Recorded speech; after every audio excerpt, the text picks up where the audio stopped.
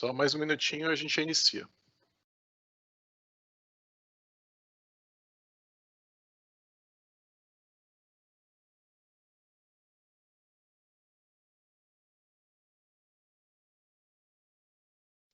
Bom, estamos no horário, são 11 horas. Aliás, eu vou até mostrar aqui a minha cara para vocês, só para vocês poderem me ver um pouquinho enquanto a gente vai começando, né? Então, olá pessoal, quarenteners, né? Estamos todos de casa. Então, na Lambda 3 também estamos todos de casa. Vamos começar aí o webinar. Eu vou colocar o conteúdo para vocês aí na tela. E a gente vai aí por 1 hora mais ou menos. Só para deixar claro que a gente também tem um painel de perguntas e respostas que vocês podem colocar as perguntas. A gente vai ter gente acompanhando essas perguntas, então se vocês tiverem alguma dúvida, vocês podem ir colocando lá. Algumas perguntas vão ser respondidas direto no chat, outras perguntas vão ser respondidas depois por mim ao longo da apresentação ou perto do final, tá? Então aproveitem aí a apresentação. Eu vou agora colocar a tela da apresentação e vou ficar aqui do ladinho para vocês poderem me ver também, tá bom? Então vamos lá. Legal, estamos online. Só me apresentando, eu sou o Giovanni Bassi, trabalho na Lambda 3. Sou desenvolvedor na Lambda 3, o meu trabalho na Lambda 3 é fazer software, então eu estou o tempo todo trabalhando em projetos de software, escrevendo código, participando ativamente desses projetos. Nesse momento eu estou envolvido com 3 projetos de microserviços e Kubernetes, né? Esses estão me demandando mais. Na verdade eu estou envolvido com vários outros projetos também, mas quando eu falo 3, um desses 3, na verdade são mais uns outros 4 projetos. Acho que eu tenho aí mais de 5 projetos nesse momento rolando em paralelo que eu estou participando. Sou Microsoft MVP, não são há 10, agora são 11 anos, né? Viramos de ano. Sou escalador, ciclista, motociclista, baterista amador, mecânico amador, mas está tudo em pausa por causa da quarentena agora, né? Não tem como escalar, nem passear muito de moto, mas vocês me acham nesses links que estão na tela de vocês. Então, o mais fácil de falar comigo é via Twitter, no @GiovanniBassi. Eu não sou muito usuário de LinkedIn, então a melhor maneira é pelo Twitter mesmo, eu costumo responder bem rápido, inclusive. Palestro há muitos anos, de várias tecnologias diferentes, tá? E já palestrei sobre .NET, Node, Ruby e várias outras coisas. E a gente publica vários artigos no blog da Lambda 3. Falando da Lambda 3, a gente é uma empresa de tecnologia que desenvolve software para outras empresas. A gente tem um escritório aqui em São Paulo e atendemos empresas de todo o Brasil, tá? Então a gente trabalha com várias tecnologias diferentes, a gente é parceiro Microsoft. Eu ouso dizer que a gente é o parceiro de desenvolvimento Microsoft que melhor entende de Linux. A gente trabalha, esse slide aqui tem 10 anos, né? E a gente sempre falou de Linux, então hoje com esse mundo de microserviços, Kubernetes, tudo no Linux é um ambiente bem nativo para a gente. E a gente trabalha com essas tecnologias todas, ainda que a maior demanda que a gente trabalhe nesse momento seja .NET Node para back-end, né? Mas a gente trabalha com várias coisas diferentes, a gente faz bastante trabalho de front-end também, mobile, a gente faz um trabalho de dados, então a gente está basicamente fazendo projetos de software para terceiros, né, para os nossos clientes. A gente tem um podcast, a gente gosta muito, toda semana sai um episódio do podcast, uma semana sai um episódio técnico, na outra um episódio não técnico. E a gente tem uma série só sobre microserviços, tá? Então, se você quiser aprofundar mais, a gente já publicou, acho que 4 ou 5 episódios. Eu sei que a gente tem 5 gravados, eu acho que a gente... não sei se a gente não publicou o 5º episódio ainda, mas vai sair em breve. E vai ter um 6º ainda, porque a gente ainda não encerrou o assunto, né? Então, acho que vão ser 6 capítulos, tá? Dos quais 4 já estão no ar. O link para vocês assistirem é esse que está na tela, é bit.ly/podcastsmicro.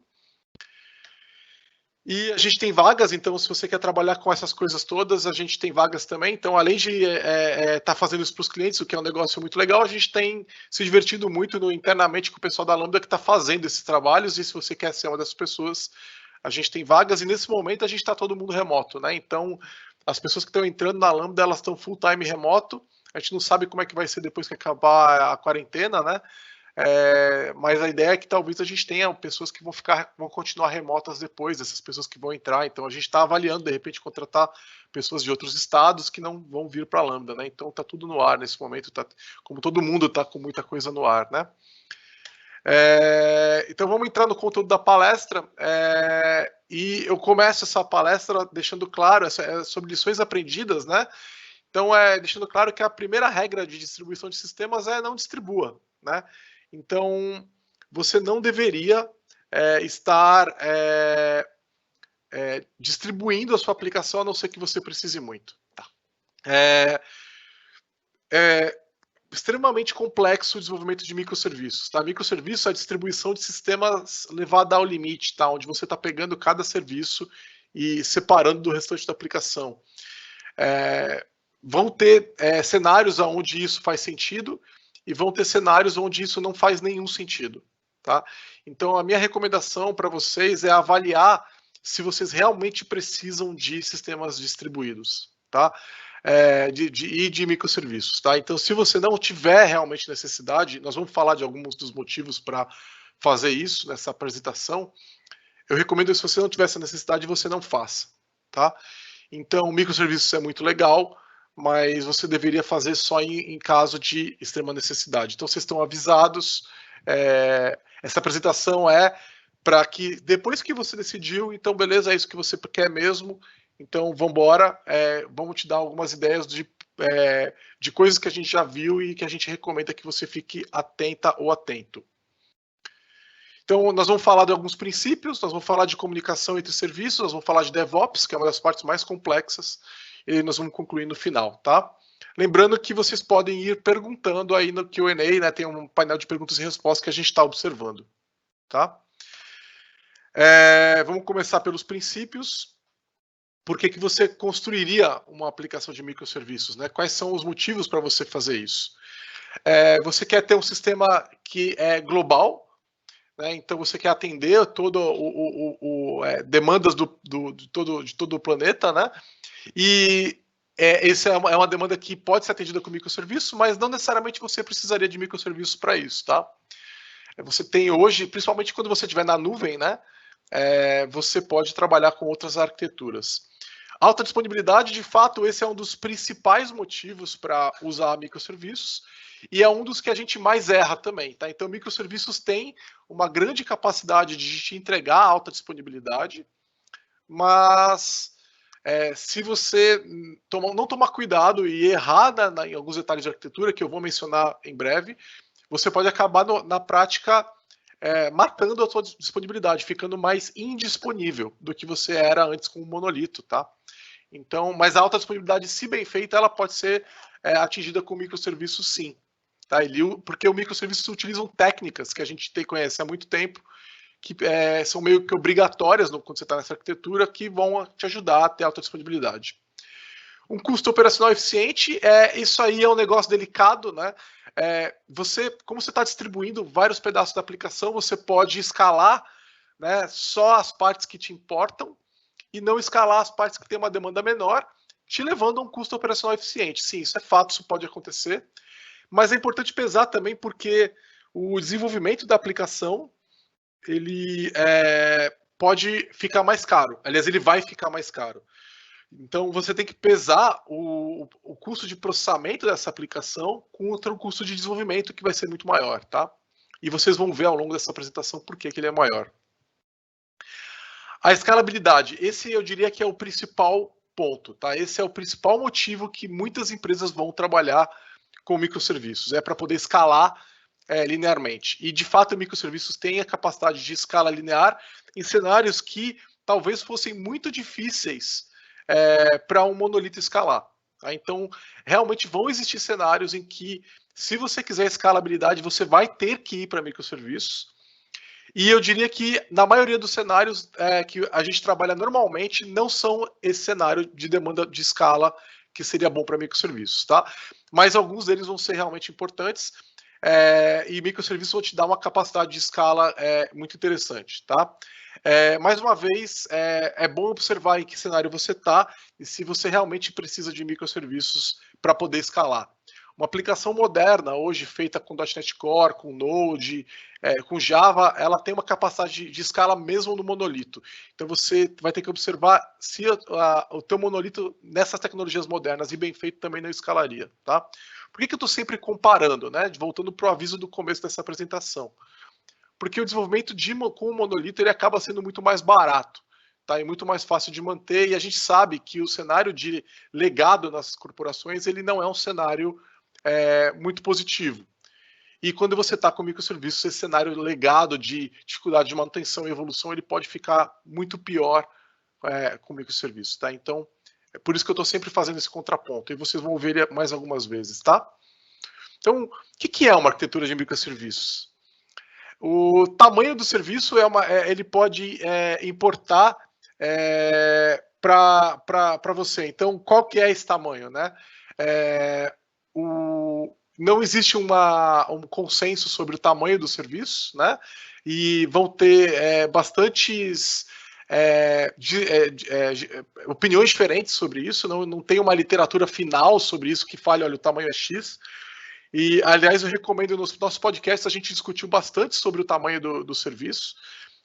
Algumas pessoas defendem que o serviço deveria estar em torno de uma agregação do Domain Driven Design, e eu acho que isso faz bastante sentido. A recomendação que eu faço normalmente é trabalhar em torno dessa agregação, né, inicialmente, e crescer a partir daí. Eu recomendo que nunca seja menor do que a agregação do Domain Driven Design. E tem muita gente que vai a tamanhos bem maiores, chegando até ao contexto ligado do Domain Driven Design, que é um serviço bem grande, né? Eu não chamaria de microserviços daí, né? Talvez, né? Então, mas tem gente que defende esse tipo de posição. Então, não tem um consenso com relação a isso. O segundo item, que é a quantidade de serviços, eu acho que é bem mais importante. Uma aplicação de microserviços, ela não vai ter 10 serviços, ela não vai ter 20 serviços. Normalmente ela vai ter altas dezenas, né? Então a gente está falando aí de 60, 70, 80 serviços, né? Para mais, né? Se você tem uma aplicação que está distribuída e ela tem 20 serviços, eu não chamaria ela de uma aplicação de microserviços, tá? Porque grande parte dos desafios de microserviços só aparecem quando você tem muitos, tá? Então, talvez nesse cenário com 20 serviços, por exemplo, você vai ter ainda os benefícios de escala, você vai ter vários dos benefícios, mas não vai ter vários dos desafios, tá? E vários dos padrões que a gente aplica para microserviços, eles só são necessários quando você está, de fato, com uma quantidade de serviços muito alta, tá? Então, eu acho, sim, que é preponderante, é importante que você tenha muitos serviços para dizer que está numa arquitetura de microserviços, tá? É lógico que no começo do desenvolvimento, né, conforme o serviço entra para produção, você vai ter poucos, mas o caminho a meta é ter muito serviço no futuro, tá? E até a própria aplicação, ela começa a perder um pouco de sentido, né? No momento que a empresa vai indo para uma arquitetura de microserviços, o contexto, né, a fronteira do que é uma aplicação, ela começa a ficar um pouco nebulosa, né? Então você começa a ter serviços e o que seriam as aplicações conversam entre si e não está muito claro. Então, pode ser que você tenha uma aplicação que tem 20 serviços e outra que tem 30, outra que tem 50, mas se elas estão todas se conversando, você está num contexto de microserviços também, tá? A distribuição computacional ela é obrigatória, né? Não tem como você ter microserviços se você tiver tudo dentro de uma única aplicação sem distribuir a computação, né? Isso é um monolito, né? Mesmo que você tenha, você tiver uma separação lógica, né, com o serviço dentro de uma única aplicação, único executável, né? Isso não é uma aplicação de microserviços, tá? E a gente pode ter vários outros também, pontos que definiriam uma arquitetura de microserviços, e vai depender muito de quem você está ouvindo e com quem você está conversando, mas eu diria que esses são os pontos principais, tá? Um outro ponto a ser considerado nos princípios são as falácias da computação distribuída, que foram levantados por Peter Deutsch, né, Deutsch, depende de como é que você pronuncia isso, mas que trabalhava na Sun em 94, então a gente está falando aí de mais de 2 décadas, né? Então, que é sempre bom a gente voltar e beber nessas fontes que sabiam o que estavam falando, né? Então, não tem nenhuma novidade nos desafios que a gente está enfrentando aqui. Então, as 8 falácias são de que a rede é confiável, a rede não é confiável, você vai ter desafios quando a rede falhar. a latência é zero, a latência não é zero, e ela vai, isso vai trazer desafios, né, quando você sai de um monolito para um microserviço. Então, chamadas que estariam acontecendo entre serviços em milissegundos, né, que seriam chamadas de métodos, agora elas têm ordens de grandeza a mais. A largura de rede não é infinita, né? Então você vai ter, a gente já tem cenários, inclusive, de clientes, empresas que estão sobrecarregando a rede ao ponto em que redes gigabit já não aguentam mais, já estão tendo que ir para redes 10 gigabit, né? Então isso é muito preocupante. Então você tem que tomar cuidado com relação ao tamanho da largura da sua rede para não sobrecarregar. Então os seus serviços estão se comunicando além do que deveriam ou mandando payloads muito grandes, pode sobrecarregar a tua rede. A rede não é segura, né? Então a gente assume, a gente se debruça demais, depende demais de tecnologia para manter a rede segura, mas a verdade é que você tem que tomar muito cuidado e estar o tempo todo cuidando para que a rede fique mais segura. E principalmente quando a gente fala de Kubernetes, as empresas têm dependido demais do Kubernetes para que a rede fosse segura e não tem instalado o Kubernetes, mas não tem tomado os passos necessários para garantir que o Kubernetes está seguro, né? Então você instala um Kubernetes e ele está todo aberto, todos os serviços falam com todos os outros. Isso é extremamente perigoso. Tem muita gente rodando Kubernetes com uma rede totalmente insegura, o que é extremamente perigoso e imaginando que o cluster é seguro e não é, né? A topologia da rede não muda, ela muda também. A gente está vendo que os serviços eles mudam de lugar, a infraestrutura de rede muda também e a topologia de rede vai mudar. A gente assume que tem só um administrador de rede, isso não é verdade. Geralmente, microserviços fazem pouco sentido no ambiente on-premises, né? Porque um dos grandes motivos para fazer microserviços é você usar uma elasticidade de demanda, né? Então, tem horas que eu tenho uma demanda maior e outras menores, então faz muito mais sentido rodar microserviços na nuvem. Então, se você pegar um cenário de nuvem, pensa quantos administradores de rede você tem, e mesmo se você não estiver na nuvem, tá? Mas pegando a nuvem que é o mais extremo, né? Você tem os seus administradores que cuidam do cluster, você tem os administradores que cuidam do Kubernetes gerenciado, você tem os administradores da rede que cuidam da própria rede, das redes virtuais, você tem os administradores das VPNs, você tem os administradores da rede local, da on-premises. Então, cada um desses está administrando a rede em cenários diferentes e qualquer mudança nesse pedaço de rede pode tirar um serviço do ar. Aliás, é a coisa que eu mais vejo, a coisa mais comum, tá? Semana passada mesmo eu estava trabalhando e um serviço saiu do ar porque alguém mexeu na rede e ninguém sabia por quê e teve que ir buscando aonde foi que mexeu, né? Ainda bem que era um ambiente de dev. O custo do transporte não é zero, então esse é um problema, né? Um desafio, porque toda a comunicação vai ter um custo para transportar e isso vai gerar uma latência, que a gente já falou mais cedo, né? Então esse custo vai ser pago em algum momento. E a rede não é homogênea, né? Então, por exemplo, a latência dentro do cluster ela vai ser em poucos milissegundos, 1, 2 milissegundos, mas quando você precisar acessar um banco de dados on-premises, ela pode ser 100 milissegundos, até mais. Então tem que tomar cuidado com isso daí também, né? Não dá para assumir que está tudo no mesmo lugar, está tudo próximo. E lembrando que essa homogeneidade, mesmo se ela for verdade no começo, ela vai mudar porque a rede ela muda porque a topologia de rede muda, tá? Então vários cenários complexos aí. Então, a gente sabe disso há 25 anos e é importante continuar considerando, né? Falando de novo do tamanho do serviço, como eu já falei, é o menor possível desde que faça sentido. A pergunta é, pode ser uma única função? E a resposta é sim, tá? Vão ter cenários onde você quer externalizar um trabalho como uma única função. E aí é importante entender que o nível de reaproveitamento numa aplicação de microserviços é o serviço, tá? Então, várias técnicas que a gente utilizava de orientação a objeto, por exemplo, para reaproveitamento não se aplicam mais, de componentização não se aplicam mais, tá? Então, por quê? Porque o nível de reaproveitamento é o serviço. Então, por exemplo, a distribuição em camadas, ela ainda é necessária? Eu tenho argumentado com os nossos clientes que não é necessária, tá? Porque a gente vai reaproveitar o quê? Uma camada? Não, você vai reaproveitar o serviço. Então, por exemplo, para aplicações .NET, a gente tem recomendado que os clientes trabalhem com um único projeto .NET, tá? Em vez de separar, o pessoal costuma separar, é bem comum isso no mercado, separar um projeto de API, um projeto de acesso a dados, um projeto de domínio. Eu falo, não faça mais isso. Não tem nenhum reaproveitamento desses projetos. Todo reaproveitamento é na camada de serviço. Então, é importante começando a mudar esses paradigmas e entender o cenário que você está, tá? E aí, lembrando que o serviço tem que ser o menor possível desde que faça sentido, tá? Alguns outros princípios, né?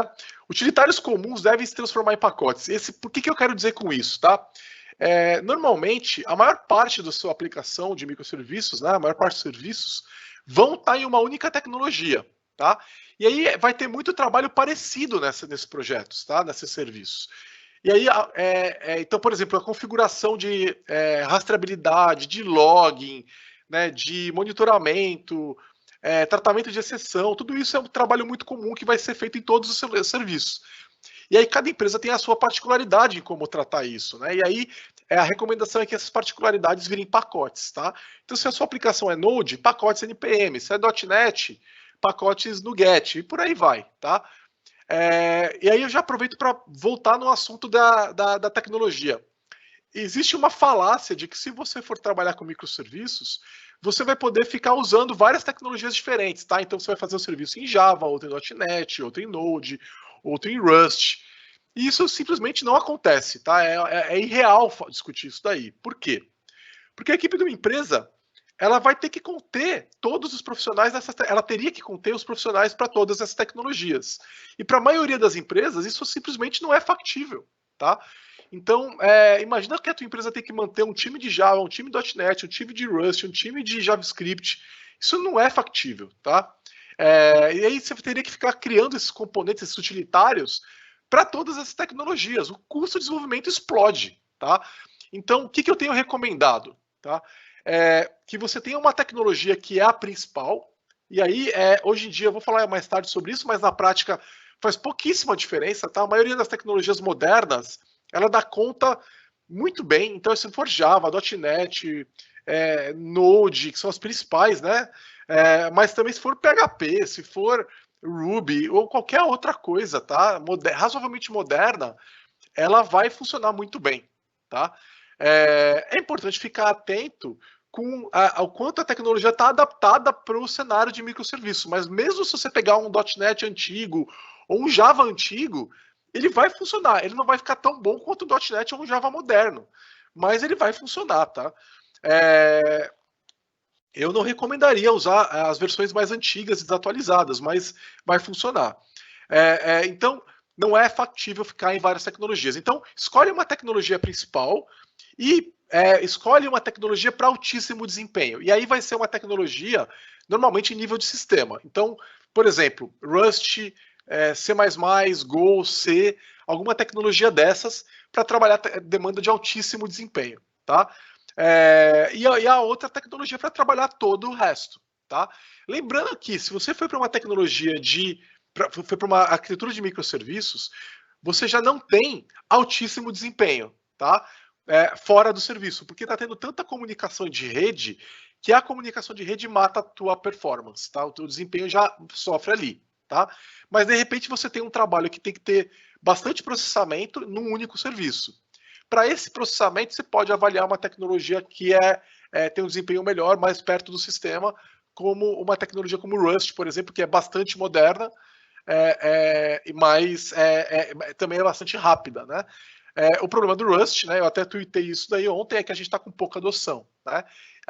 O Go já tem bem mais adoção do que o Rust, né? Ou se você está mais acostumado, o C++ costuma sempre ser uma opção, apesar de ter uma propensão a bugs muito maior, né? Então, eu diria, escolhe essas duas tecnologias.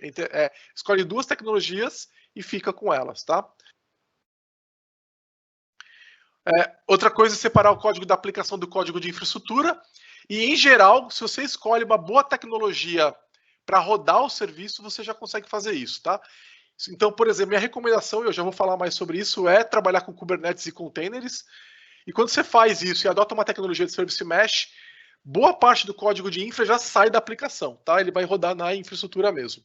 Se você escolher fazer isso na mão, tentar fazer, por exemplo, microserviços usando máquinas virtuais, você vai ter que fazer bastante código de infra e separar isso em componentes também, tá?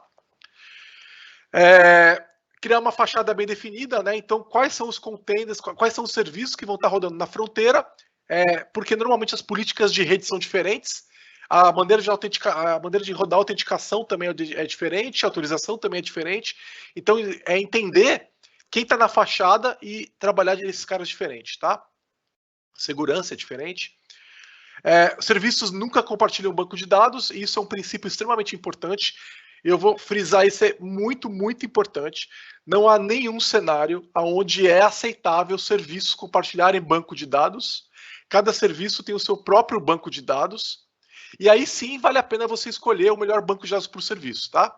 A melhor tecnologia para o serviço. Então, você pode ter, por exemplo, uma aplicação .NET usando um banco de dados Postgre, e você pode ter uma aplicação .NET usando um banco de dados SQL Server.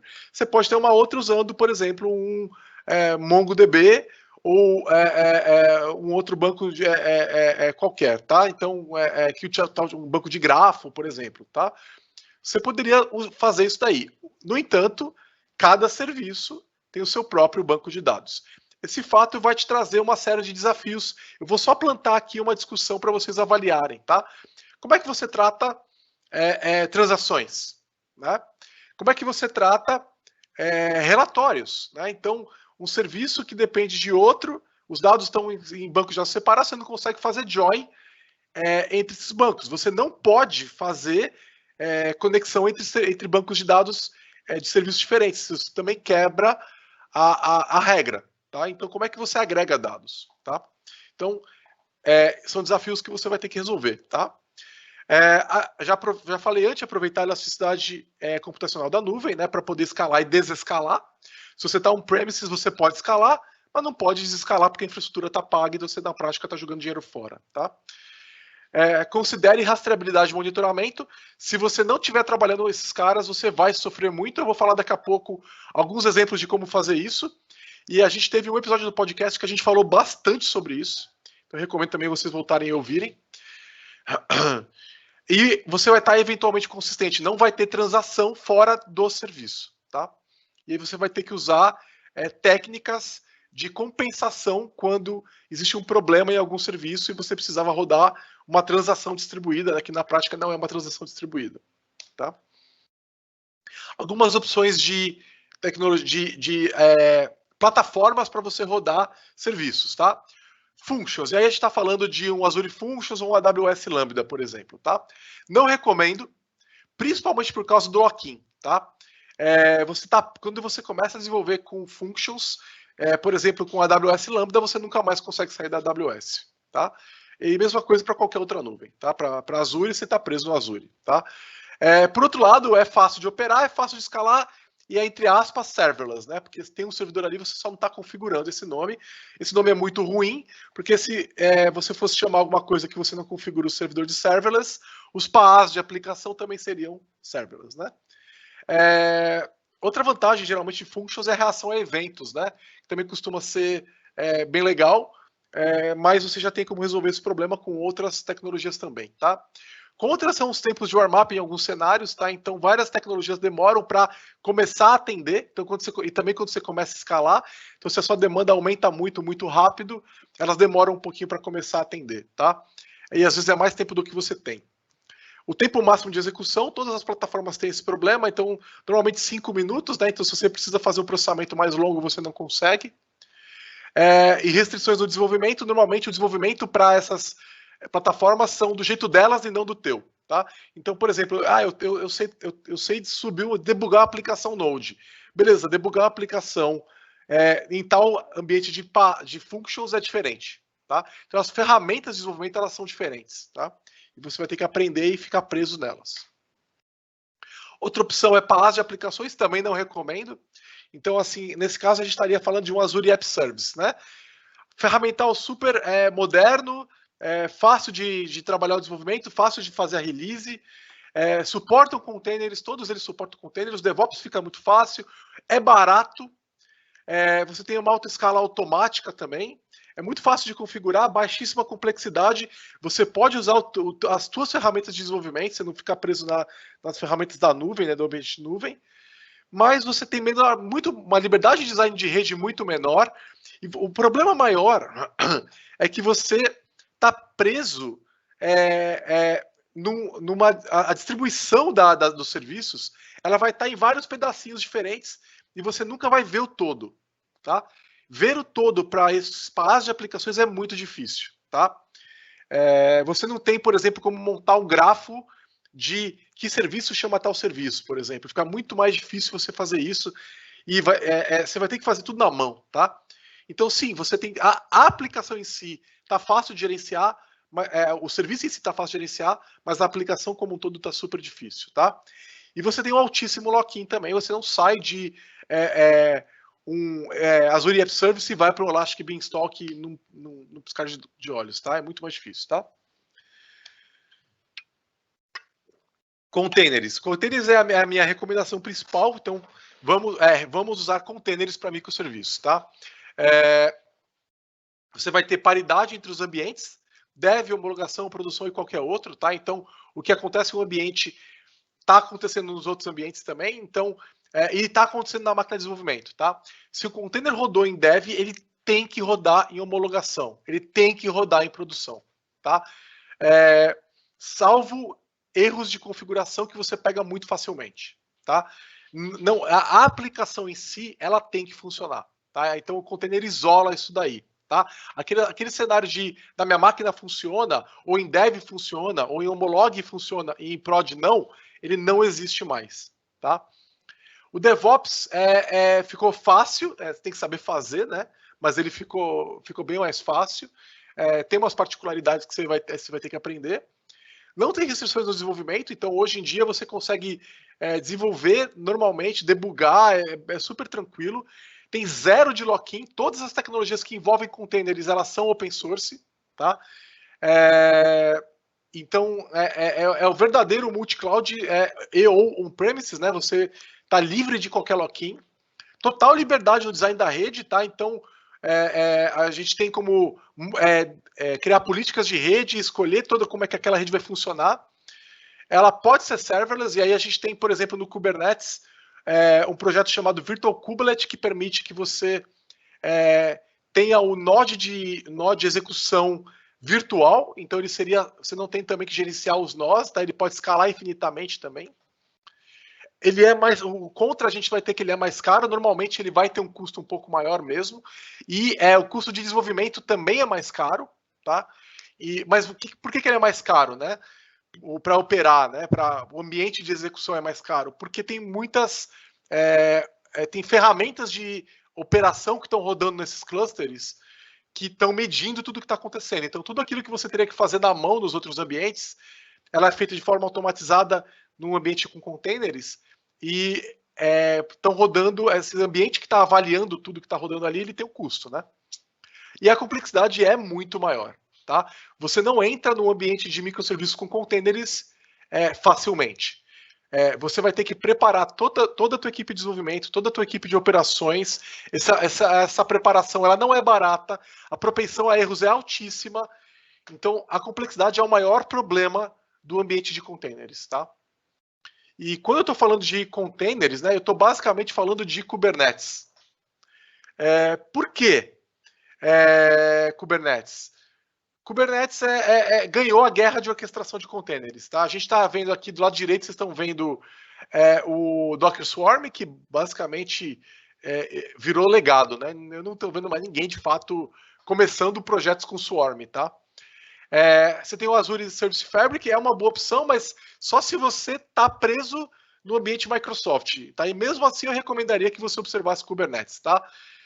Não recomendo que você comece com o Azure Service Fabric, porque o ambiente de Kubernetes ele é muito mais rico. Tá? Ainda que o Service Fabric também seja aberto, você também possa rodar multi-cloud, na prática você não tem serviços gerenciados de Azure Service Fabric fora do Azure. Né? E o DCOS é uma ferramenta muito mais antiga, né, mas que também consegue orquestrar containers, mas que também perdeu essa briga. Tá? Então a recomendação é Kubernetes. Kubernetes é o ambiente de fato para executar containers. A gente tem serviços gerenciados nas 3 principais nuvens, tá? AKS, EKS e GKE, né? Eles são todos Kubernetes gerenciados, Falando rapidamente sobre o Kubernetes do Azure, que é o que eu estou mais próximo, que é o que eu tenho visto mais em produção, tá? É um serviço totalmente gerenciado, é um Kubernetes certificado, tá? Você não paga o ambiente do master, então o master é totalmente grátis, tá? Você paga só para executar a aplicação de fato. Então, por exemplo, na AWS o ambiente você paga para ter o cluster, né? Você paga o master, né? No Azure você não paga. Você tem upgrade automático e autocorreção. Na prática, você não precisa cuidar da infra do cluster, tá? Quem cuida da infra do cluster é a Microsoft, ele é verdadeiramente um serviço gerenciado, tá? Então, fazer upgrade entre versões, etc., é uma coisa que já é feita pela infra pelo Azure, você não precisa fazer isso na mão. Tem o SLA bem alto, né? Então, isso é bem importante, eles garantem que o cluster está no ar.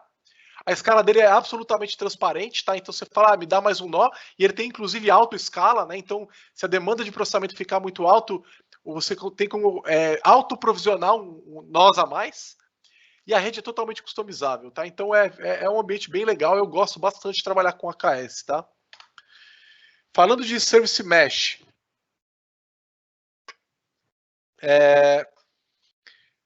eu estou vendo que algumas pessoas estão fazendo umas perguntas, vou até pedir para o William dar uma validada aí nas perguntas. O William da Lambda está acompanhando aí as perguntas e ver se dá para já ir respondendo o pessoal, ou depois a gente responde perto do final. Service Mesh. Vamos lá. Eu não recomendo que você trabalhe sem Service Mesh. Service Mesh é absolutamente importante num ambiente de microserviços, tá? Se você estiver trabalhando com Kubernetes sem microserviços, trabalhar com Service Mesh é opcional. Com microserviços é absolutamente necessário, tá? O Service Mesh vai resolver vários problemas que você teria que resolver na mão e que são muito mais complexos no ambiente de microserviços, tá? Então, por exemplo, gestão e políticas de tráfego de rede. Uma parte o Kubernetes resolve, a outra parte as aplicações de Service Mesh elas vão tornar o mais poderoso, tá? Toda a parte de telemetria, então observabilidade, né? Vem resolvidas também pelos ambientes Service Mesh. A visualização da aplicação como um todo vai ser dada pelos ambientes Service Mesh. Toda a parte de autenticação com MTLS, né, segurança e criptografia vai vir com o Service Mesh também. Então, como é que funciona na parte de MTLS? Os containers sobem com certificados e um container só pode falar com outro container se ele apresentar o certificado, se os dos dois lados apresentarem o certificado, tá? E essa identidade ela é carregada entre os containers, tá? Então você sabe que quem está chamando o serviço A é o serviço B, por exemplo, tá? Então eu vou dar uns exemplos de observabilidade aqui, tá? Então aqui vocês estão vendo o dashboard de Grafana, que está medindo as métricas de Prometheus, tá? Então aqui vocês estão vendo, por exemplo, aqui no meio a duração dos requests HTTP, os requests que estão acontecendo nesse momento, memória total alocada, collection count do garbage collection e tudo mais, tá?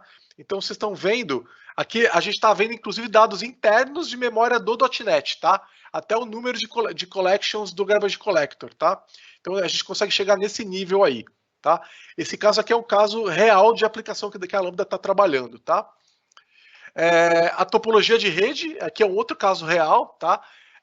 Onde a gente até teve que deixar escuro aqui escuro não, oculto, né, o nome do serviço, mas a gente está vendo aqui a topologia de rede, então um serviço que está chamando outro serviço, tá? Aqui tinham poucos serviços no ar, mas que ele pega os que estão no ar rodando, mas imagina que isso aqui teria dezenas, centenas de serviços rodando. O tracing distribuído, então você consegue ver tudo que está acontecendo no seu cluster, então aqui os tempos de request, né? E você também tem o ID do tracing, então cada uma dessas bolinhas é um request que aconteceu, que você está medindo, tá? E aí você pode clicar numa dessas bolinhas ou filtrar de acordo com o request e ver os detalhes daquele request. Então você pode ver a URL que foi requisitada, você pode ver os detalhes do request, né? Então, alguns cabeçalhos que foram passados no request. E aqui em cima, isso é bem importante olhar, os serviços que foram passados. Então, o serviço A chamou o serviço B, que chamou o serviço C. Tá? Isso aqui é um caso real da Lambda. E aqui tem um exemplo também de vários serviços acontecendo, tá? Um serviço que chama o outro, tá? E quanto tempo eles estão levando, tá? Imagina você ter que fazer isso aqui na mão, com as outras tecnologias que eu havia mencionado antes, tá? Você teria que mencionar tudo isso aqui, trabalhar tudo isso aqui na mão. Num cluster de Kubernetes, nesse caso aqui a gente está usando o Istio, tá? Que é a tecnologia de Service Mesh. Isso aqui tudo vem de graça, tá? Você não precisa fazer praticamente quase nenhuma alteração da aplicação, tá? Eu diria que você importa um componente com uma linha de código, você tem isso aqui tudo de graça, tá? Então isso por isso que é a importância do Service Mesh. Ele vai te trazer todas isso. E olha, eu nem arranhei, tá? Foi só uma visão bem geral do que isso aqui é capaz de fazer. Vamos falar de independências de microserviços, né? Então, é importante que eles sejam totalmente independentes uns dos outros, tá? Então, as funções, né? Todas documentam parâmetros de entrada e saída nas APIs. Um serviço tem que ser capaz de ser alterado de forma independente dos outros serviços. Você vai versionar o serviço para evitar a quebra de compatibilidade. E, mais uma vez, eles não compartilham o banco de dados, tá? Eu já vou falar mais sobre esse versionamento daqui a pouco, tá? Precisa de API Management? Não. O uso de API Management é opcional. A demanda para o API Management ela é independente da demanda de uma aplicação de microserviços. Então, você pode ter API Management sem microserviços e você pode ter microserviços sem API Management.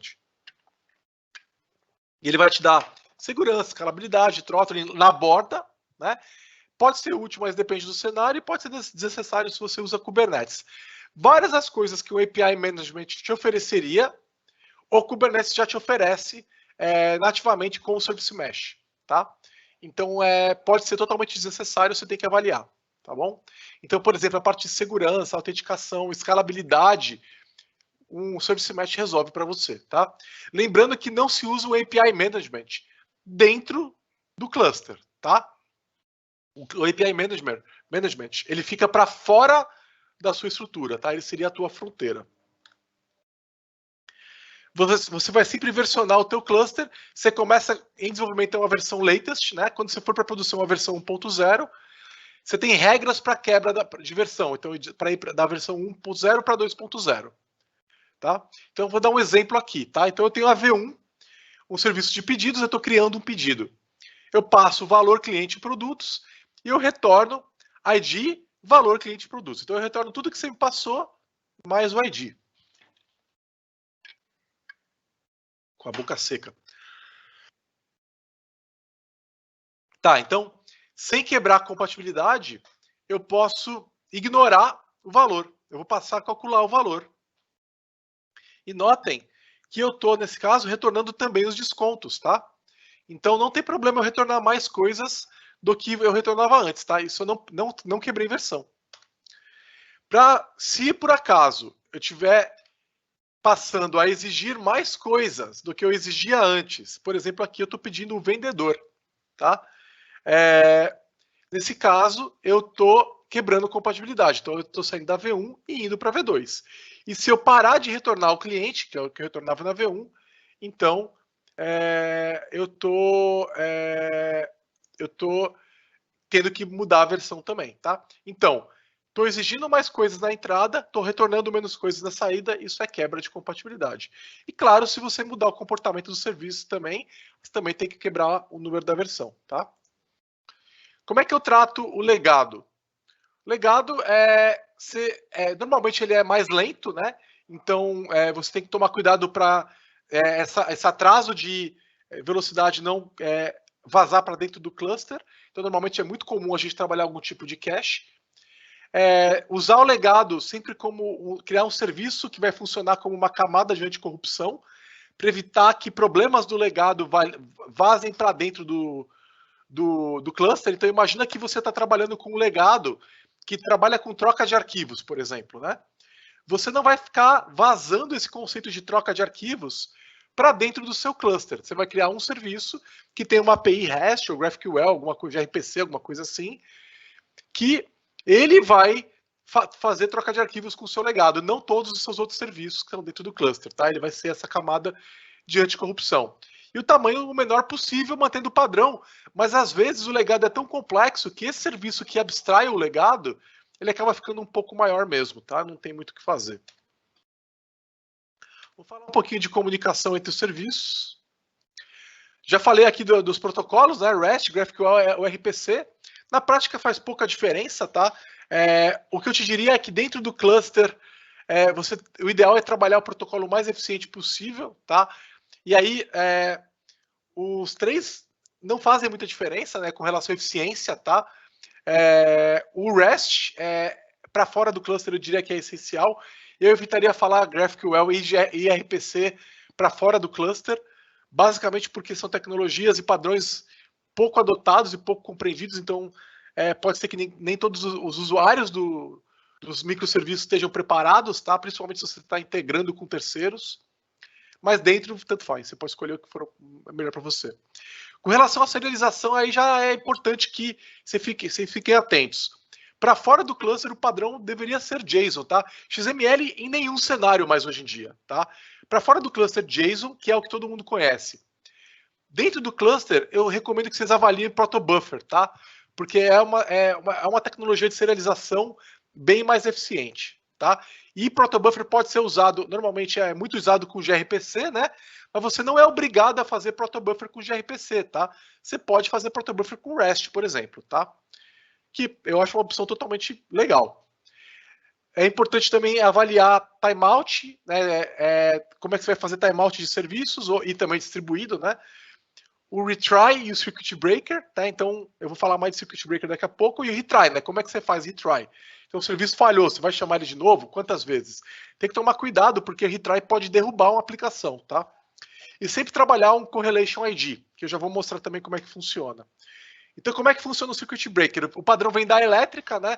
Então, se a aplicação está funcionando, o circuito está fechado, normal, beleza. Mas se por acaso eu chamei a aplicação e ela falhou, então nesse caso aqui eu chamei o serviço do A para o B e ele falhou, o circuito abre, tá? Isso quer dizer que o A vai retornar o erro 500 de novo ali e o próximo request que chegar para o A, ele não vai fazer o request para o B, ele vai retornar 500, tá? Aí, como é que é o meio aberto? O A chamou o B, o E estava com falha e retornou 500 também, o circuito ficou aberto. Depois de um tempo, o serviço do B vai ficar com meio aberto. Ele vai tentar fazer um novo request, se funcionar, quer dizer, se falhar, ele fica aberto de novo. Aí vamos ver de novo. O A chamou o B falhou, ficou aberto. Passou um tempo, ficou meio aberto. Vou fazer uma tentativa, certo? Aí funcionou. Aí o circuito fica fechado e tudo continua normalmente, tá? Esse é o circuit breaker. Correlation ID eu recebi um request, ele passou pela minha fronteira, eu criei um correlation ID, tá? Isso normalmente é feito na camada de infraestrutura. Normalmente o próprio Kubernetes cria isso ou o seu API Management, tá? Aí o Correlation ID é encaminhado para todos os serviços, tá? Isso vai ajudar depois também naquele acompanhamento que eu havia mostrado antes. Então, por exemplo, o usuário tem um erro na tela, ele pega o ID de correlação e você vai usar esse ID de correlação para tentar entender o que aconteceu, tá? Nas aplicações de rastreabilidade ali depois. Outro ponto é a questão de consistência eventual, tá?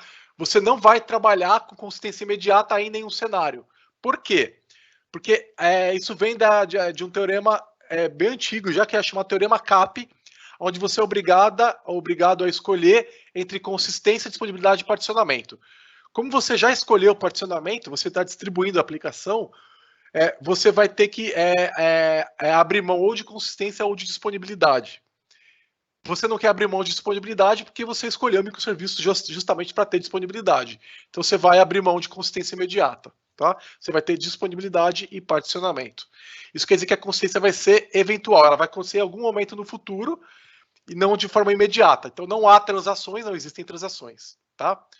Fora do serviço. Né? Dentro do serviço sempre você pode ter transações se você quiser. Você vai ter que trabalhar com estratégias de compensação. Então pensa que se o serviço A deu certo e o B deu errado, você vai ter que desfazer o trabalho que foi feito no A. Tá? você vai ter que trabalhar idempotência, é a capacidade de um serviço receber o mesmo request 2 vezes e o efeito se produzir uma vez só, tá? Então, se, por exemplo, o serviço receber o mesmo request 2, 3 vezes, ele vai fazer o resultado uma vez só. Então, imagina que eu mandei criar um pedido, só que por algum motivo eu mandei criar esse pedido 3 vezes, do outro lado vai ser criado uma vez só esse pedido, tá? É importante escolher o nível de consistência, né? Então, alguns cenários você consegue ter uma consistência mais imediata, outra ela pode, não é nunca imediata, mas mais imediata, outras ela pode levar assim, vários minutos ou até várias horas, tá? Filas e hooks ajudam muito, então fiquem atentos com isso. Não dá para trabalhar esse cara sem trabalhar com filas, tá? Toda aplicação de microserviços precisa ter filas, tá? Por que isso é importante? Se você tem 10 serviços, um chamando o outro de forma serial, e um deles falha, todos os outros vão falhar, todos os que dependiam iam falhar. Então, se o 10º serviço falhou, todos os outros falham. As filas elas vão impedir exatamente esse cenário. Tá? Como é que os serviços podem se comunicar? Por chamada direta, né, de um serviço para o outro, por filas, já falei, por webhooks, por eventos distribuídos e sempre de forma idempotência, basicamente o que eu já havia falado antes. Vamos falar um pouquinho de DevOps. DevOps com microserviços é trabalhar microserviços no hard, é trabalhar DevOps no hard, tá? Então você tem que estar muito bem com o DevOps, tá? Se você não está bem com o DevOps, se você já não sabe muito bem o que você está fazendo, começar a trabalhar com microserviços vai ser um desafio e você vai ter muita dor de cabeça, tá? Algumas tecnologias de referência, o Kubernetes, né? O Helm, o Terraform e o Vault. O Kubernetes já falamos, né? Para orquestrar os microserviços. O Helm é um gestor de pacotes para aplicações de Kubernetes. Então, basicamente, ele empacota uma aplicação, tá? E você vai deployar uma aplicação com uma única instrução. O Terraform vai ser usado para gerenciar o teu ambiente, então ele vai provisionar o teu cluster e as suas dependências. E o Vault vai cuidar dos segredos da sua aplicação, tá? O Helm, o Terraform e o Vault são feitos pela HashiCorp, são totalmente open source. Aliás, as 4 ferramentas que estão aqui, né, na tua frente agora são totalmente open source, tá? Para Source Control, você vai usar Git, porque nós estamos já em 2020, né? E a gente não faz nenhum sentido usar um outro sistema de controle de versão. Tentar utilizar qualquer outro sistema de controle de versão vai encarecer o teu processo, vai ficar mais caro e você vai ficar mais lento, tá? Então fiquem atentos com isso. Sempre um repositório por serviço, tentar fazer um monorepo para uma aplicação de microserviços vai virar um problema a hora que você tiver dezenas, centenas de serviços, tá? Opcional, você pode ter um repositório que agrega os outros serviços e usa submódulos, mas isso também fica difícil de manter depois de um certo tamanho, tá? Em Dev, é praticamente impossível rodar a aplicação toda como um todo na sua máquina, tá? Um container de HashiCorp demanda pelo menos 150 MB de RAM, Java é o dobro, né? Principalmente se for o Java mais antigo, né? Agora a gente está vendo o Java começando a ficar bem mais leve. Mas, em geral, não escala rodar 50 microserviços na tua máquina. Não escala. Aliás, vou te falar a real. Não escala 10, tá? Uma máquina de 16 GB de RAM, que é a padrão aí no mercado, ela não roda nem 10 em paralelo, tá? Então, esquece, você nunca vai conseguir subir o cluster como um todo na tua máquina, tá? Você, às vezes, consegue rodar pequenas partes de forma isolada, tá? Para tentar testar um cenário específico, tá? E isso também é problemático, porque não dá para subir muita coisa, tá? Você pode tentar usar Docker para simular a produção, então você consegue subir o Kubernetes, o Docker na tua máquina tal, e rodar alguma coisinha. O AKS Dev Spaces é uma opção, é uma tecnologia da Microsoft que permite ter um cluster de dev e isolar serviços para debugar e testar. Então, só que ele ainda tem algumas restrições. Eu tenho percebido que para ambiente de Service Mesh, por exemplo, ele não funciona. Então, são cenários mais simples para Dev Spaces, tá? Você pode opcionalmente automatizar toda a criação do cluster, só que isso fica muito caro, tá? Então imagina só um cenário onde você tem 100 microserviços e um time precisa debugar um cenário muito, muito crítico, tá? você vai ter que subir um cluster de 100 microserviços, tá? E esse cluster é caro para manter no ar, tá? Então, mesmo que seja muito rápido, tá? Isso custa dinheiro, tá? E aí você fala, não, eu vou ter um cluster só e todo mundo vai debugar lá. Esse ambiente não é sustentável, tá? Porque todo mundo está debugando ao mesmo tempo e aí o cluster fica super volátil, né? Então não dá para... O que está rodando naquele cluster naquele momento? Você nunca sabe, tá? Para testes, os testes de unidade e integração dentro do serviço são super de boa fazer, só que você nunca consegue fazer um teste de end-to-end super confiável, tá? De vez em quando, o que você pode fazer é ter um ambiente mais estável e tentar ir limitando a frequência que esse cluster roda. Uma outra opção é você subir o cluster como um todo, né? Para rodar os testes de end-to-end, isso fica também caríssimo, tá? Então é um cenário complicado testar end-to-end num ambiente de microserviços, tá? Isola o que puder, cria infraestrutura para esse isolamento e desenvolva considerando esse problema, tá? Então, normalmente, o que dá mais problema é contratos entre serviços, né, de entrada e saída, e você tem que, se você fizer bons testes para validar os contratos, você já consegue evitar o maior dos problemas, tá? Para build, o principal artefato é a imagem do container, né, que vai rodar depois, e o chart do Helm, né, se você estiver usando o Helm. Então, aí você vai ter só a imagem e você deploya o chart do Helm, tá? Então, durante o pipeline, na parte de build, você gera esses dois artefatos, e na parte de deployment, nos outros ambientes, você só utiliza eles, tá? Os testes têm que garantir o comportamento do serviço e da integração desse serviço com os outros serviços, validando os contratos, como eu havia falado. A release exige a reconstrução daquele ambiente, daquele serviço, tá? Você nunca atualiza o ambiente em place, você sempre cria ambientes novos, né? Então você sempre sobe novos containers. Os segredos, você pode armazenar na release, no ambiente de produção ou em outro local. Se você tem um HashiCorp Vault, por exemplo, ou um Vault qualquer da nuvem que você está usando, esse é o melhor lugar. Se você não tem, você pode... A minha recomendação é que você armazene no processo de pipeline de release. No ambiente de produção, é frágil. Se o cluster cair, você não consegue subir rapidamente outro cluster. Então, o ambiente mais frágil para você colocar isso daí é o ambiente de produção, tá? Mas talvez seja o primeiro, quando você está começando a trabalhar, mas eu não recomendo que você faça isso por muito tempo, tá? Sempre com continuous delivery, e se você, pelo menos os ambientes de pré-produção, né, homologação, desenvolvimento, pré-produção e tal, e se você tiver bem bom de DevOps, aí também com continuous deployment, tá?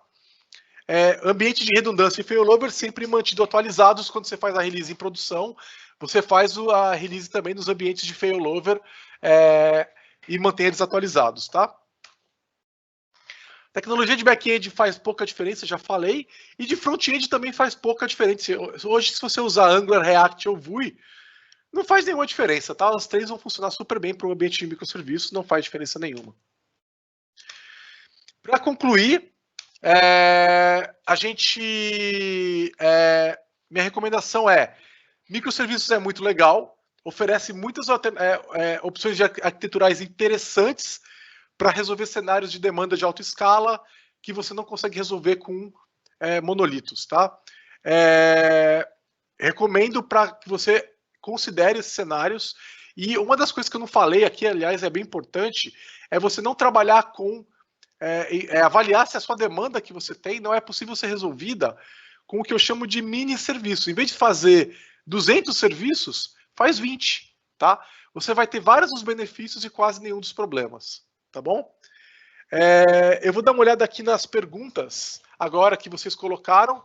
Então, eu vou abrir aqui para perguntas e vou jogar aqui o meu vídeo novamente para vocês poderem me ver.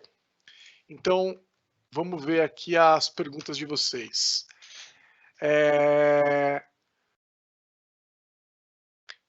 Vamos lá, deixa eu pegar as mais antigas primeiro.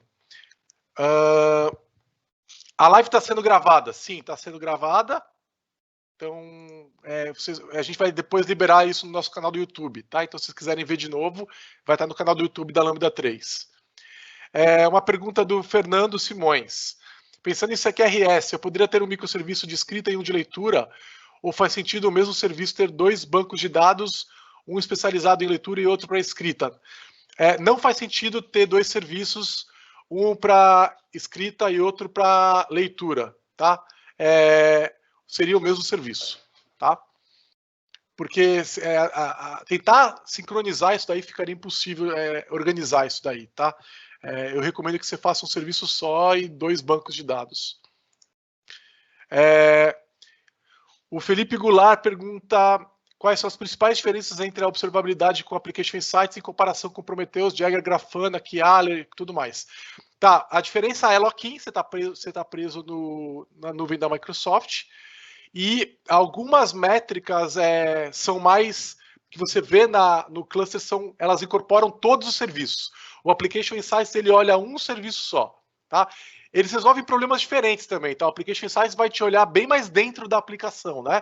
Ele vai dar um raio-x da aplicação, ele é bem mais caixa branca, né? Você está olhando dentro da aplicação. Enquanto que os outros, eles vão olhar o cluster como um todo. Eu diria que tem cenário para usar os dois, tá?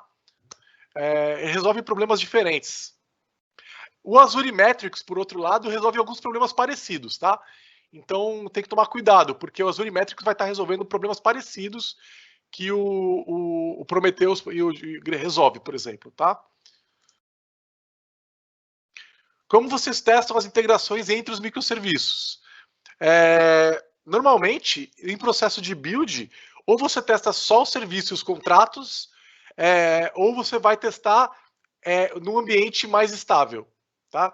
O problema é que esses testes tendem a ser muito frágeis, tá? Pergunta anônima, então não sei quem perguntou. Outra anônima, poderia falar um pouco mais sobre os custos e complexidade para se manter as versões da aplicação? Tá, normalmente para uma aplicação moderna, o custo é baixo, tá? Então, vou falar como é que normalmente funciona para .NET ou Node, tá? Você vai ter geralmente na própria stack de desenvolvimento, você já tem APIs e ferramentas para você configurar versões, tá? Então, o que você faz? Normalmente, você tem uma aplicação que está atendendo na API /v1/pedidos, por exemplo, tá?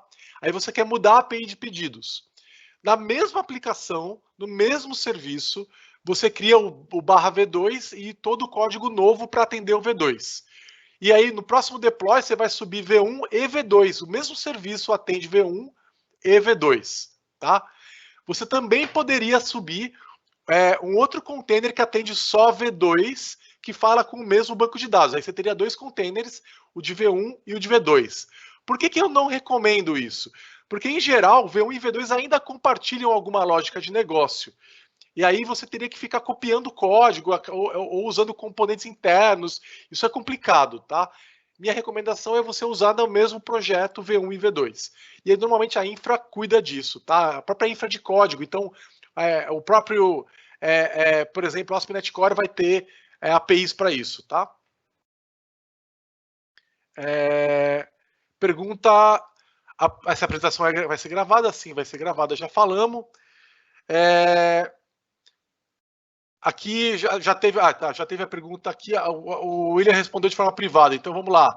Queria tirar uma dúvida, no caso, pergunta do Fernando Simões, tirar uma dúvida no caso de criar um gateway, tanto o gateway quanto o microserviço de autenticação, como o Identity Server, estaria criando um ponto único de falha para todo o sistema, certo? Sim.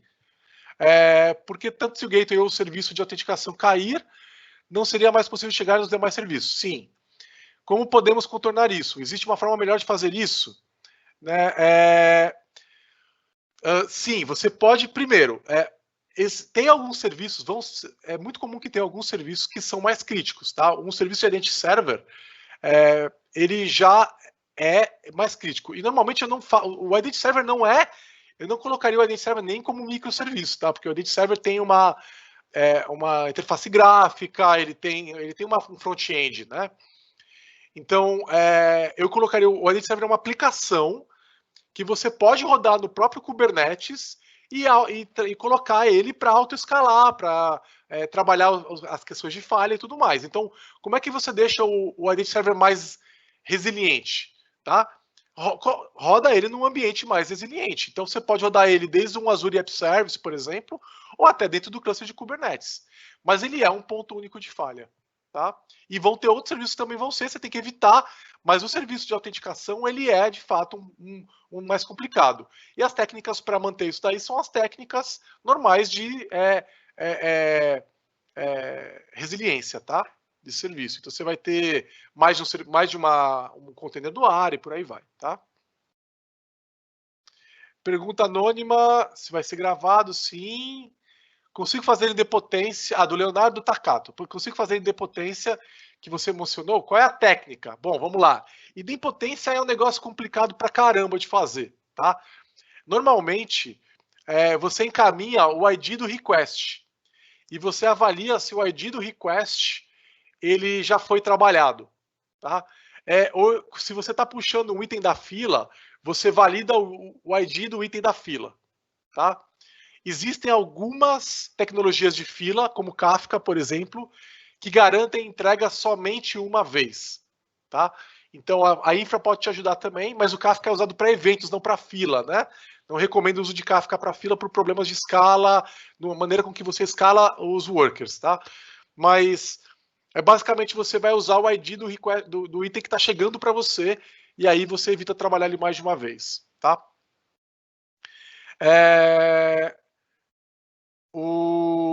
Pergunta do Leonardo Takato sobre filas para persistência assíncrona. Quando a persistência falha, como vocês fazem a resiliência ou retry? Tá, normalmente é assim. A aplicação tira o item da fila e tenta trabalhar esse cara. Se ela não consegue trabalhar, guardar no banco de dados, por exemplo, ou alguma coisa que ela tem que fazer, ela não consegue fazer, tá? Ela não comita esse cara na fila. Então é importante que a estrutura de fila ela seja capaz de ser comitada. E se ela não é comitada, o item volta para a fila. Então você tem que escolher uma tecnologia de fila que permite isso, tá? Então imagina que eu tiro o item da fila, crasho. O item volta sozinho para a fila, tá? Então você tem que usar. Algumas tecnologias de fila têm contagem de vezes que o item foi retirado da fila e conseguem sozinhas mover o item para um item de poison kill. Então seria marcar esse item como problemático, tá? Então imagina que eu tirei um item da fila 10 vezes, eu pego e crasho. Quando ele voltar para a fila, a própria tecnologia de fila vira e fala: putz, é a 10ª vez que esse cara crashou. Vou devolver, vou jogar ele numa fila de poison kill, tá? Dead letter, poison kill, alguma coisa assim. As tecnologias que não tem isso, você tem que controlar isso daí. Então você puxa o item da fila e incrementa o número de vezes que ele foi retirado, e aí se chegar no número 10 vezes, você mesmo move ele para uma outra fila, tá? Então o ideal é escolher uma fila que tenha uma tecnologia de fila que faça sozinho para você, tá? Tem um exemplo de como implementar a tecnologia de compensação. É um pouco complicado explicar isso agora. Recomendo que vocês procurem o padrão Saga, tá? Tem vários exemplos e artigos que falam mais sobre isso, tá? Essa foi a pergunta anônima. Pergunta da Aileen. Tem um exemplo de como implementar a tecnologia de compensação. Já falei. Deixa eu ver aqui o que vocês usam para teste de contrato. Tá, teste de contrato é um negócio delicado. Vamos lá. Eu até agora não achei nenhuma biblioteca que faça isso para mim. Tá? O que eu tenho recomendado, que a gente tem feito a gente tem usado o próprio arquivo JSON do Swagger e validado esse arquivo depois. Tá? Então, eu tenho o Swagger de o contrato que foi estabelecido para V1.0, por exemplo, e depois eu estou sempre validando aquele contrato, usando o próprio arquivo de Swagger que é gerado pela build. Tá? Pergunta do Leonardo Takato. Pergunta do Vicente Martins. Pode mostrar aqui as tecnologias de DevOps citadas? Tá, vamos lá. Kubernetes, Helm, Vault e Terraform. Foi aqui que o Vicente não pegou, tá? Então, dá uma olhada no site da HashiCorp, tá? Que aí lá você vai ver o Terraform e o Vault. Tá? Então, eu vou até escrever aqui, depois eu respondo lá. Como lidar com alterações em bancos de dados utilizando CI, Continuous Delivery, Continuous Deployment? As alterações nunca podem ser destrutivas e só incrementais? Sim, só podem ser incrementais. É super complicado, não cabe no escopo dessa apresentação, de repente a gente faz outra, tá? Mas pensa que durante o processo de deployment, você pode ter duas versões da aplicação rodando em produção, tá? A versão antiga e a versão nova. E as duas têm que funcionar com um novo banco de dados. Então, você deploya o banco novo, esse banco novo tem que funcionar com a versão antiga da aplicação. Então, por exemplo, você não pode excluir uma coluna, tá? E aí você publica a versão nova, e aí depois você tira do ar a versão antiga. Aí no próximo deploy você pode excluir a coluna, por exemplo. É complicadinho mesmo, tá? Uma boa... Tá, já respondi. Faz sentido usar Blue-Green com microserviços? Faz total sentido usar Blue-Green, tá? Blue-Green é muito utilizado com ambiente de microserviços para validar, tá?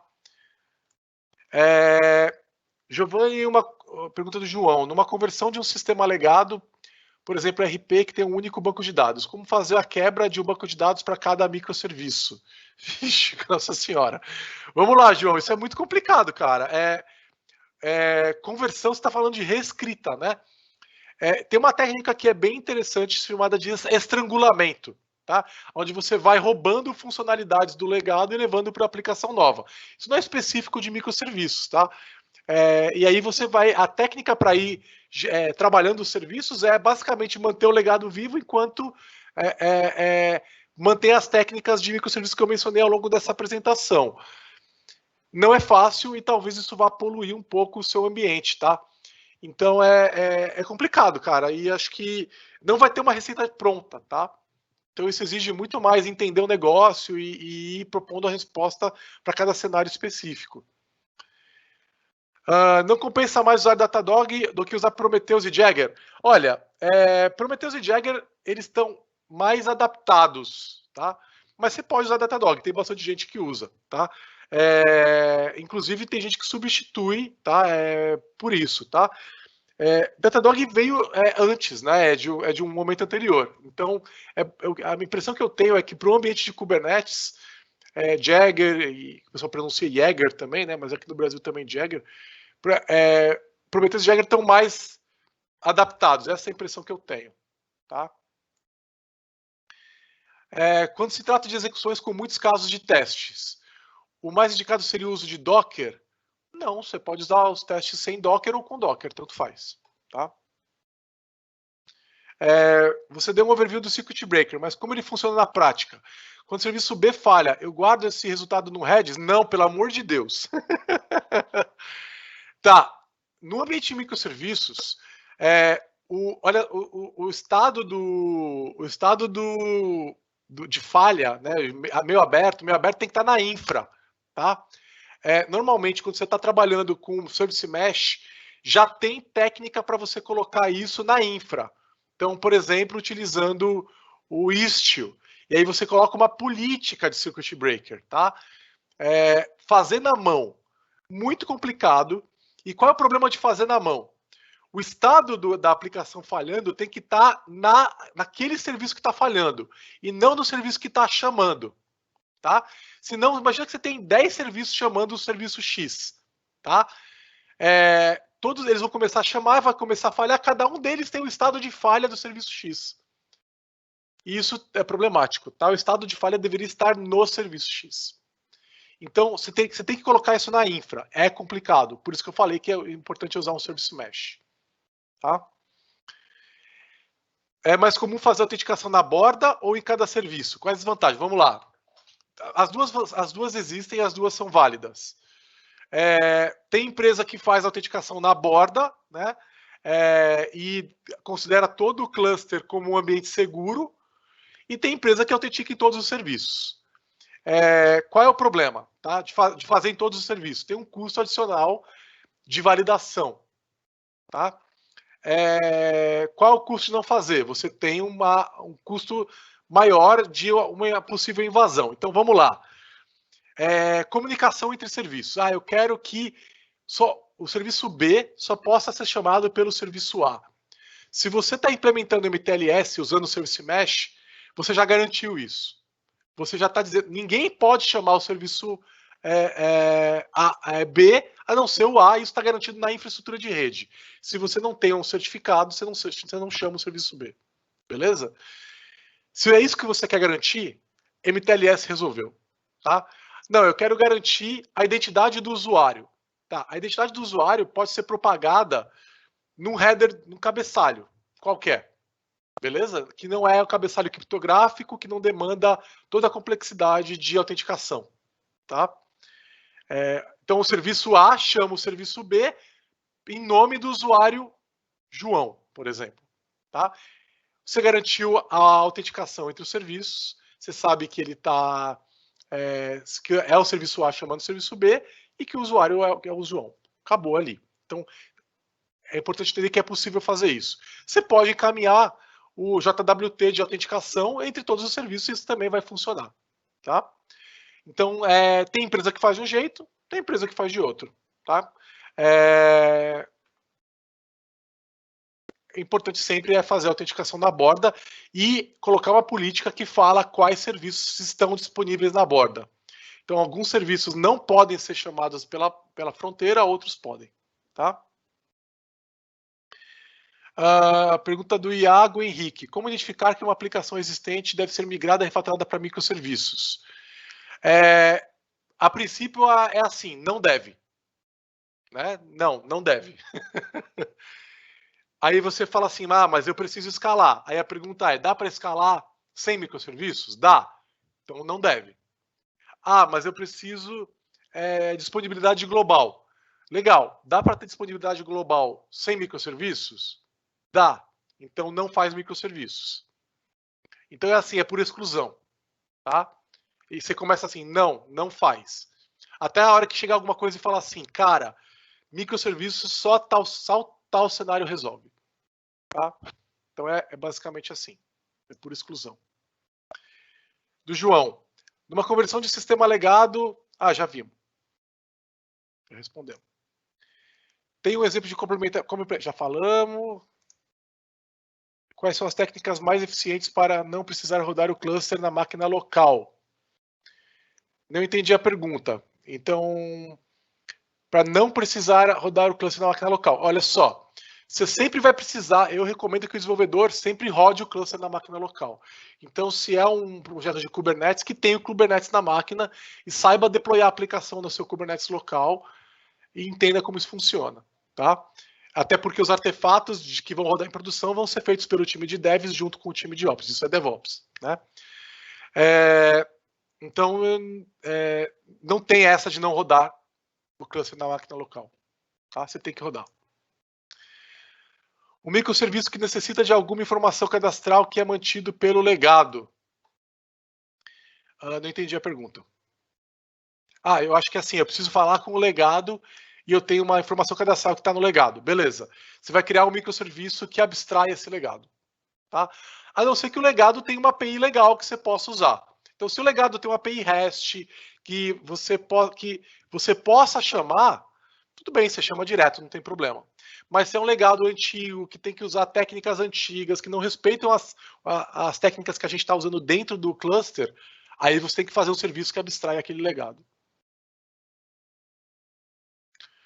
Quando se trata de execuções com muitos casos de testes, o mais indicado seria o uso de Docker?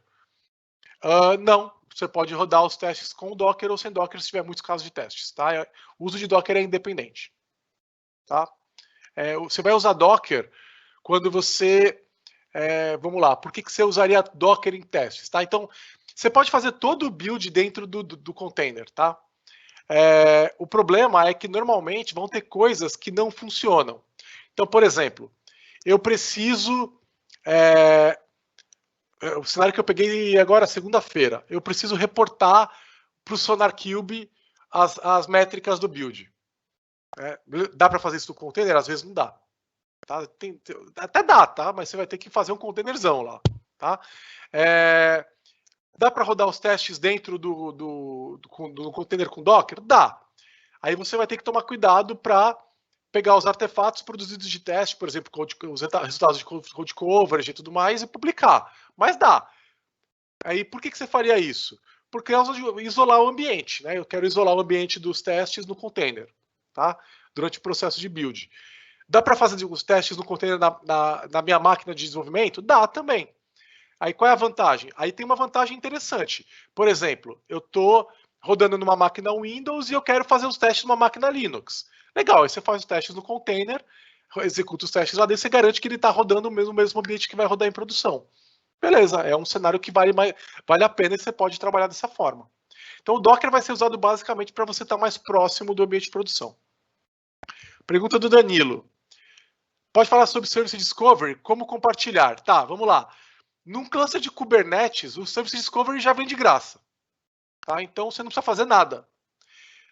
Fora do cluster de Kubernetes, é um pouco mais complicado. Tá? Então você vai ter que trabalhar, por exemplo, com um console da vida. Tá? E cadastrar o nome do serviço e depois obter o endpoint do serviço. Tá? Mas como a gente está falando de microserviço, a minha recomendação é que vocês rodem no Kubernetes. Service Discovery no Kubernetes funciona por padrão, ela vem na caixa. Tá? Então, numa conversão, pergunta do Carlos, numa conversão de um sistema, já respondemos. Pergunta, já falamos. Pergunta do Augusto, qual é a melhor forma de gerenciar múltiplos bancos de dados quando adotado uma arquitetura de microserviços? Cada serviço tem os seus bancos de dados. Tá? Um serviço não compartilha banco de dados com o outro. Tá? Normalmente você não precisa de mais de um banco de dados, é um serviço, um banco de dados. Tá? Então, qual a melhor forma de gerenciar múltiplos bancos? Se cada serviço tem o seu, você tem vários bancos de dados. Os problemas que acontecem de ter vários bancos de dados por exemplo, preciso fazer um relatório. Como é que você faz o relatório? Você ou consulta o serviço que tem os bancos de dados, ou serviços quando eles estão jogando os dados via eventos, por exemplo, em filas, e o serviço que faz o relatório está ouvindo isso para montar os relatórios. Tá? É complicado e é um pouco mais complicado do que dá tempo da gente explicar aqui. Pergunta do Leonardo. Qual tecnologia de filas você citou? Vamos lá, eu não falei de nenhuma tecnologia que tem contagem de tentativas, tá? Que eu sei que fazem isso. O Azure Service Bus faz isso. Eu acho que o RabbitMQ faz isso também. E não lembro de outras. Tá? Peraí. O Azure... Não, peraí. O Azure Queues do Azure Storage também faz. E é a mais barata entre elas, de todas essas é a mais barata. Não lembro de outras aí, tá? O que eu havia falado do Kafka, que o Kafka faz, ele garante entrega uma única vez, mas o Kafka não é para filas, o Kafka é para eventos, tá? Pergunta anônima, utilizar a arquitetura hexagonal em cada microserviço, eu acho que não compensa. Não compensa. É coisa demais para um serviço pequeno demais. Tá? Aquilo que eu falei, você precisa rever a maneira de fazer a aplicação muda tudo, porque é tudo muito menor. Tá? Já viu o cenário em que a empresa subiu o container Windows para aplicações legadas? A gente está conversando com clientes nesse momento para fazer exatamente isso. Não é um cenário de microserviço, não recomendo container Windows para microserviços, tá? Se você está indo para microserviços, a minha recomendação é já que você vai escrever de novo a aplicação, use uma tecnologia para Linux, tá? E aí, tecnologia de container Windows é para legado mesmo, tá? E aí você pode até rodar no Kubernetes se você quiser, tá? E sim, faz muito sentido, tá? Então recomendo para quem estiver olhando, uma das maneiras mais interessantes de modernizar legado é colocar num container Windows e rodar num Kubernetes, por exemplo. É absolutamente factível, faz muito sentido. Comecem a observar isso daí para quem já não está olhando, tá? Pergunta do Emerson. Já viu o cenário em que a empresa subiu containers Windows para aplicações legadas? É uma opção viável, indica a migração para ASP.NET Core. É uma solução viável. Se você tem uma aplicação .NET Framework, ASP.NET Framework, ASP.NET MVC, por exemplo, Web API, você não precisa reescrever, tá? Bota no container Windows. Funciona. Tá? Alguma recomendação sobre Anti-Corruption Layer? Não sei o que você está querendo dizer pro anônimo, não sei qual é a pergunta, tá? Essa foi a última pergunta, então vou só deixar meus contatos aqui para quem tiver alguma pergunta depois. Cadê? Peraí, deixa eu compartilhar aqui os contatos finais. Aqui tem alguns links também. Peraí. Na verdade, não tem o link, só tem o link dos podcasts, né? Então, se alguém quiser ouvir os podcasts da Lambda sobre microserviços, e o meu meu Twitter, né, @Giovanni Bassi, se ficou mais alguma dúvida, vocês podem me perguntar lá. Pode perguntar publicamente mesmo, que aí a gente conversa. Se for uma coisa muito sensível, as DMs estão abertas, mas eu prefiro que vocês perguntem publicamente, que daí a gente pode conversar e outras pessoas podem participar também, tá? Mas as DMs estão abertas, tá, pessoal? Então, obrigado por terem participado. Vai estar gravado, nós vamos colocar depois no canal do YouTube, se vocês quiserem mandar para alguém. Valeu e até mais. Estou encerrando aqui agora.